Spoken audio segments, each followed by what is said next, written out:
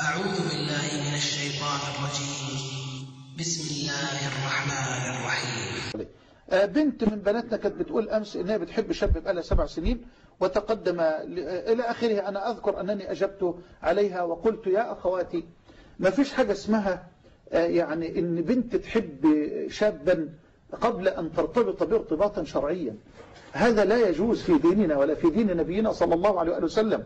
يعني بكل أسف يعني استطاع الإعلام الذي لا يرقب في المؤمنين إلا ولا ذمة أن يقدم الخيانة على أنها الحب. يعني مسلسل 30 حلقة في الخيانة باسم الحب، والبنت مسكينة أو الزوجة مسكينة تفلتت من القيود والضوابط وراحت تحب الرجل الثاني في الحرام لأن زوجها قصر في حقها. هل معنى أن يقصر الزوج في حق امرأة أن تذهب لتحب رجل آخر في الحرام؟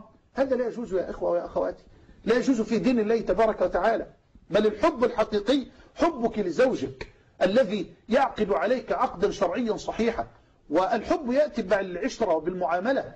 يعني الآن غرس في قلوب بناتنا وأخواتنا إنه ما ينفعش أرتبط بإنسان أنا ما بحبوش. الحب لا يأتي إلا بالمعاملة ولا يأتي إلا بالعشرة. ما دام قد تقدم إليك شاب فاضل خلوق مهذب مؤدب يحافظ على الصلاة، فهذا لا ينبغي أن نرده. إذا جاءكم من ترضون دينه وخلقه فزوجوه.